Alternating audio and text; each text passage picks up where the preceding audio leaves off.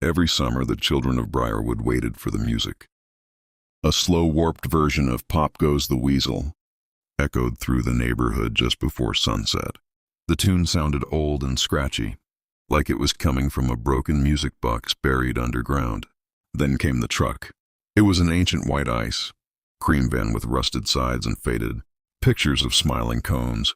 Across the top, in peeling red letters, were two words: Mr. Scoops. No one ever saw the driver clearly. He wore a spotless white uniform, white gloves, and a paper hat pulled low over his face. The only thing anyone remembered was his unnatural smile. Adults said the story was nonsense. The kids knew better.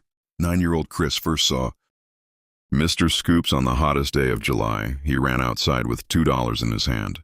3 kids were already at the truck. Mr. Scoops handed each of them an ice cream bar.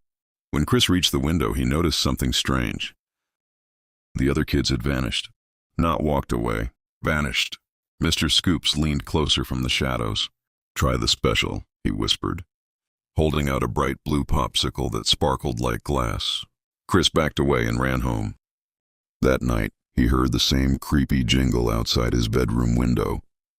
He peeked through the curtains. The truck was parked across the street, and Mr. Scoops stood beside it, pointing at the open passenger door. Chris shut the curtains and hid in bed.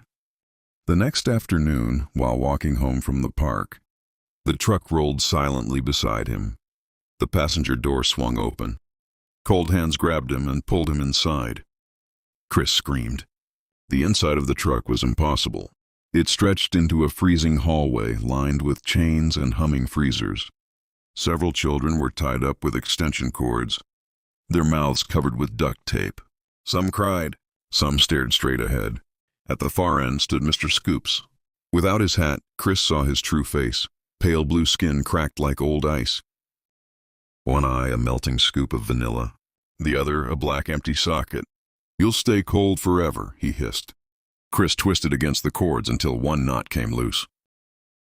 While Mr. Scoops shoved another child into a freezer, Chris ripped the tape from his mouth, kicked open the side door, and leaped from the moving truck. He slammed onto the pavement and rolled into a ditch. When he looked up, the truck had stopped. Mr. Scoops stood in the road staring. Then he smiled. The jingle began to play again as a thick fog surrounded the truck. Slowly, the van backed into the mist and disappeared. Police searched for hours. They found no truck, no children, no evidence.